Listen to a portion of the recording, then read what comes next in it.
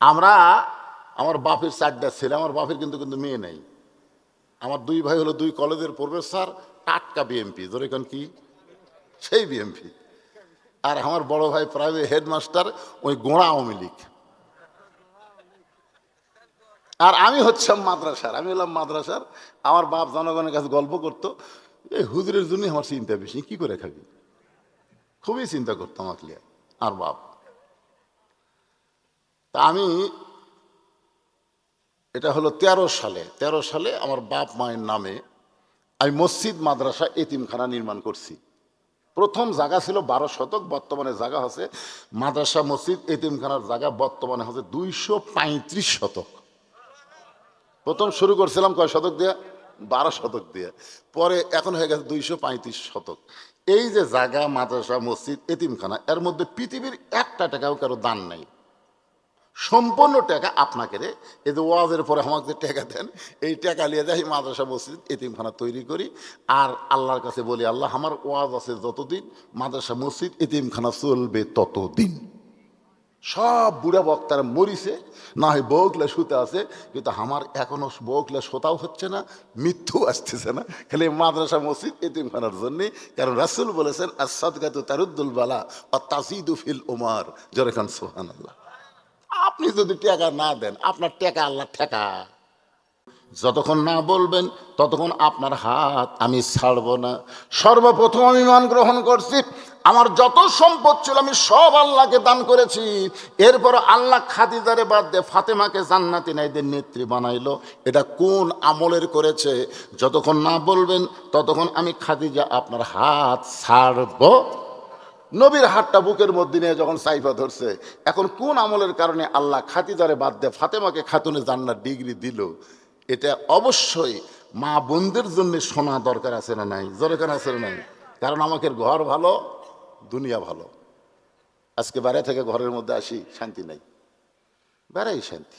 সেই জন্য মরদ মানুষের বাড়ি থাকতে চায় না, বাড়ি থাকতে পারে না, একেবারে বাড়িতে না, বাড়ি শান্তি নেই। মাও খ্যাচখ্যাচ করে, বউ খ্যাচখ্যাচ করে, এই শাশুড়ি বেটার বইয়ের মধ্যে কোনো মিলই নেই। কি একটা অশান্তি দাউ দাউ করে আগুন জ্বলতেছে সমাজের মধ্যে। জোরেকার কথা ঠিক কি না? আজকে কোন আমলের কারণে ফাতেমাকে আল্লাহ খাতুনে জান্নাত ডিগ্রি দিল, এটা প্রত্যেকটা নারীর জন্য শোনা দরকার। প্রত্যেকটা বাড়ি শান্তির হবে, মরদ মানুষ বাড়িতে আরাম পাবে। সুবহানাল্লাহ কন্যা কেন? এখন আসেন আয়াতের ব্যাখ্যা করার জন্য। আয়াতটা আর একবার আপনাদের সামনে তেলাওয়াত করি। যতবার আয়াত পড়বো আমাদের লাভ হবে না লস হবে? তাহলে মনোযোগ দিয়ে শুনবেন। ইয়া আইয়ুহাল্লাযীনা আমানু তাকুল্লাহা হাক্কা তুকাতিহি ওয়া লা তামুতুন্না ইল্লা ওয়া আনতুম মুসলিমুন। এখন আসেন, আমরা মুসলমান না হয়ে মরবো? মরিনি তো, মরছি। তাহলে সবাইকে মুসলমান হয়ে মরবার চান? কারা কারা চান? আল্লাহকে একটু হাত দেখেন তো বাজান, দেখি আল্লাহকে একটু টান টান করে দেখেন। আল্লাহ, আল্লাহ গভীর রাত্রে তোমার বান্দারা মুসলমান হয়ে দুনিয়া থেকে বিদায় নেওয়ার জন্য হাত তুলেছে। আল্লাহ সবার হাতকে তুমি কবুল করো, জোরে করো আমিন। হাত নাও।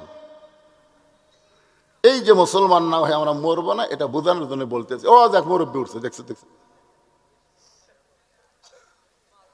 আপনারা কি মনে করতেছেন টাকা তোলার ভাব করতেছি? না, আপনি যদি দান না করেন আল্লাহর কোনো ঠেকা, কোনো ঠেকা আছে? কোনো ঠেকা নাই তো। এই পৃথিবীতে কতগুলো মানুষ হয়েছে খেলে দান করার জন্য। আমরা, আমার বাপের 4টা ছেলে, আমার বাপের কিন্তু কিন্তু মেয়ে নেই। আমার 2 ভাই হলো 2 কলেজের প্রফেসর, টাটকা বিএমপি, ধরে কোন কি সেই বিএমপি। আর আমার বড় ভাই প্রাইভেট হেডমাস্টার, ওই গোড়া আওয়ামী লীগ। আর আমি হচ্ছিলাম মাদ্রাসার, আমি হলাম মাদ্রাসার। আমার বাপ জনগণের কাছে গল্প করতো, এই হুজুরের জন্য আমার চিন্তা বেশি, কি করে খাবি, খুবই চিন্তা করতাম আসলে। আর বাপ, তা আমি, এটা হলো 13 সালে আমার বাপ মায়ের নামে আমি মসজিদ মাদ্রাসা এতিমখানা নির্মাণ করছি। প্রথম জায়গা ছিল 12 শতক, বর্তমানে জায়গা হচ্ছে মাদ্রাসা মসজিদ এতিমখানার জায়গা বর্তমানে হচ্ছে 235 শতক। প্রথম শুরু করছিলাম কয় শতক দিয়ে? 12 শতক দিয়ে, পরে এখন হয়ে গেছে 235 শতক। এই যে জায়গা, মাদ্রাসা, মসজিদ, এতিমখানা, এর মধ্যে পৃথিবীর একটা টাকাও কারো দান নাই। সম্পূর্ণ টাকা আপনাকে রে, এই যে ওয়াজের পরে আমাকে যে টাকা দেন, এই টাকা নিয়ে যাই মাদ্রাসা, মসজিদ, এতিমখানা তৈরি করি। আর আল্লাহর কাছে বলি, আল্লাহ আমার ওয়াজ আছে যতদিন, মাদ্রাসা, মসজিদ, এতিমখানা চলবে ততদিন। সব বুড়া বক্তারা মরিছে, না হয় বউকলা শুতে আছে, কিন্তু আমার এখনো বউকলা শোতাও হচ্ছে না, মৃত্যু আসতেছে না, খালি মাদ্রাসা, মসজিদ, এতিমখানার জন্যে। কারণ রাসূল বলেছেন, আস-সাদকাতু তারুদ্দুল বালা ওয়া তাজিদু ফিল উমার। জোরে খান সুবহানাল্লাহ। আপনি যদি টাকা না দেন, আপনার টাকা আল্লাহ ঠেকা। আমি তো দান চাচ্ছি না রে ভাই, কেবল হাত তুলছি, মুসলমান হয়ে আমরা মরবার চাই। জোরে কোন ঠিক কিনা?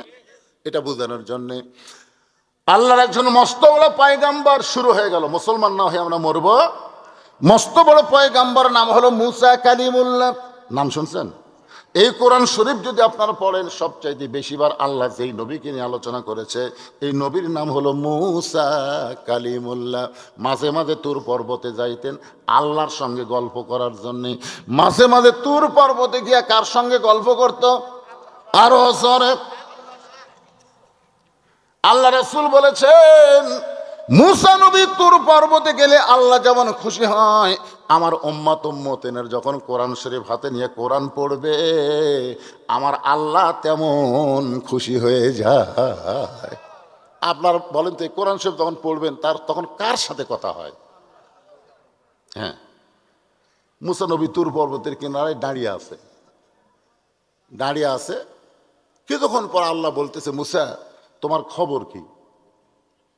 কে বলতেছে? আল্লাহ বলতেছে, মুসা তোমার খবর কি? মুসা বলতেছে, আলহামদুলিল্লাহ। মুসা নবী চিন্তা করতেছে, আল্লাহ যখন আমার খবর শুনবার ছিল, যেরকম আমি আপনাদের বললাম, ভাই আপনারা কেমন আছেন, তখন এই সাইড থেকে একজন বললো, হুজুর আপনি কেমন আছেন? আপনার শুনবার পাচ্ছেন? এই সাইড থেকে তো একজন বলছে। এটাই হলো সৌহার্দ্য। আমি জানবার চাইলাম, আপনারা জানবেন না কেন? আল্লাহ যেই বলছে, মুসা তুমি কেমন আছো, মুসা বলতেছে আলহামদুলিল্লাহ। এখন মুসা বলতেছে, আল্লাহ আপনার খবর কি? তার মানে আপনি কেমন আছেন? এখন আপনারা বলেন তো, আমরা আলহামদুলিল্লাহ বললাম, কিন্তু আল্লাহ কি বলবে? মুসা যখন বলতেছে, আল্লাহ আপনি কেমন আছেন, সঙ্গে সঙ্গে আল্লাহ বললেন, মুসলমান না হয়ে আমরা মৃত্যুবরণ করব না, একটু মনোযোগ দিয়ে শোনেন। সঙ্গে সঙ্গে আল্লাহ বললেন, আমি আল্লাহ কেমন আছি যদি জানবার চাও, ইযহাব ইলা ফিরআউন ইন্নাহু তাগা। আমি আল্লাহ কেমন আছি যদি জানবার চাও, তাহলে ফেরাউনের কাছে যাও। কথাটা গুরুত্ব দিচ্ছেন? আল্লাহ কেমন আছে যদি জানবার চাও, কার কাছে যাওয়া লাগবে? ফেরাউনের কাছে যাওয়া লাগবে। আজকে বাংলাদেশে আল্লাহ কেমন আছে যদি জানবার চান, তাহলে কোরআনের মাহফিলে শুধু কোরআন শুনলে হবে না, এই কোরআনকে আগামীতে সংসদে নিয়ে যাওয়া লাগবে। জোরে কণ্ঠে কারা কারা ঠিক দুই হাত তুলে আমার আল্লাহকে দেখান। লিল্লাহে তাকবীর। আল কোরআনের আলো। হাত নামান। কোন জায়গা? হ্যাঁ, জবান খুলে সবাই একসঙ্গে, আল কোরআনের আলো।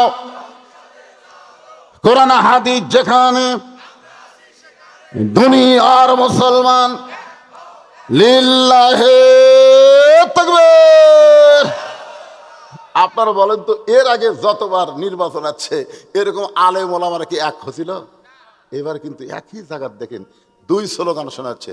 একজন বলতে তাহলে পাকা সাইড থেকে একই মিছিলে বলতেছে দাঁড়িয়ে পড়লা।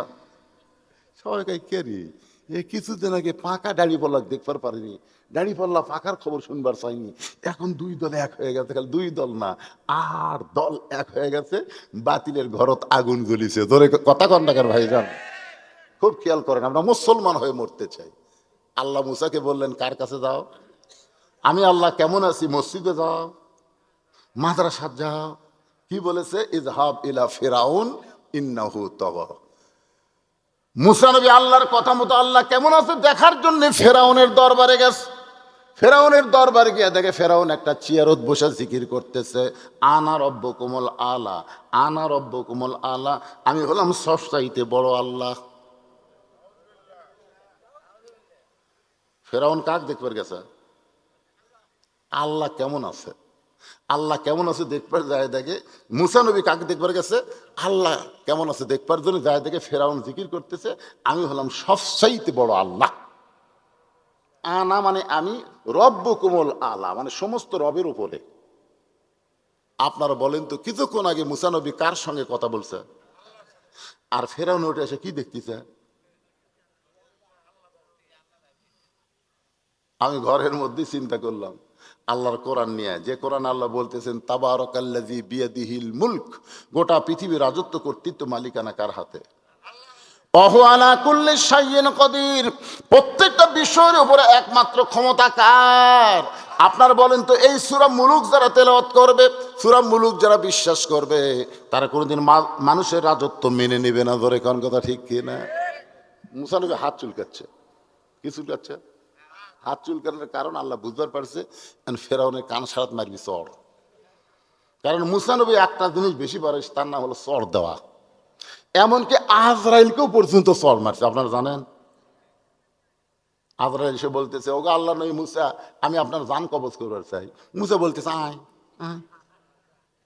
আজরাইল চুম করছে, কে রে আমার ডাকতেছে, তার মানে আজরাইল যখন আসে তখন একটা গজল আমাদের বাংলাদেশে প্রচলিত আছে, এবারের মতন ফিরে যাও রে আজরাইল মিনতি করিয়া কই তোমারি, এরকম একটা গজল নাই? তাহলে মুসা নবী আজরাইলকে কি বলতেছে, মিনতি করতেছে না ডাকতেছে? আজরাইল যখন মুসা নবীর কাছে আসতেছে, ইতিমধ্যে মুসা নবী আল্লাহর সাথে, কার সাথে? আল্লাহর সাথে যোগাযোগ করে বলতেছে আল্লাহ আমি একটা তোমার জলিল কদর পয়গম্বর, আর আমার জান কবজ করবি সালাম না দিয়া। আজরাইল আমাকে সালাম দিল না, সালাম না দিয়ে সরাসরি আমার জান কবজ করবার চাই। আল্লাহ বলে মুসা তুমি কি করবার চাও? মুসা বলতেছে আল্লাহ ওর কান সারাটা একটা চড় মারবো। আল্লাহ মুসা তুমি কত বলো, আজরাইল কত বলো, একটা বার খেয়াল করে দেখো তো, তোমার সাইজ দেখো আর আজরাইলের সাইজ দেখো। মুসা বলতেছে আল্লাহ তুমি কি কো? বলে সাইজ দেখার টাইম হর আছে? এই পাগলা, তুমি আজরাইলের কান সারা লাগাল বাবা? মুসা বলতেছে আল্লাহ তুমি কি মনে করো আমি পাগলা? উনি তখন আমার কাছে আসবি বিসমিল্লাহ কয়ে মারবো। বিসমিল্লাহ, বিসমিল্লাহ মানে কার নাম? এখন তুমি চিন্তা করো, বিসমিল্লাহ যদি বরকত থাকে হাত বাড়বি, আর বরকত যদি না থাকে হাত খাটো থাকবি। আপনারা বলেন তো বিসমিল্লাহর বরকত আছে না নাই? যার প্রমাণ হলো শহীদ প্রেসিডেন্ট জিয়াউর রহমান। শহীদ প্রেসিডেন্ট জিয়াউর রহমান বাংলাদেশের প্রত্যেকটা মানুষের অন্তরে জায়গা পাওয়ার কারণ হলো ধর্ম নিরপেক্ষতাকে বাদ দিয়ে তিনি বিসমিল্লাহ দিয়ে সংবিধান শুরু করেছে। জোরে কোন কথা ঠিক কি না? মাত্র 4 বছর তিনি ছিলেন বাংলাদেশে। এই বাংলাদেশ থেকে যখন বিদায় নিলেন, দুনিয়া থেকে যখন বিদায় নিলেন, বিদায় নেওয়ার পরে তার ব্রিফকেস খুলে দেখা গেল কোনো টাকা নাই, কোনো পয়সা নাই, 2টা জিনিস সোনায় মোড়ানো, একটা হলো জায়নামাজ আর একটা হলো আল্লাহর কোরআন। গোটা বাংলাদেশ খুঁজে ব্যাংক ব্যালেন্স তার একটা টাকাও নাই।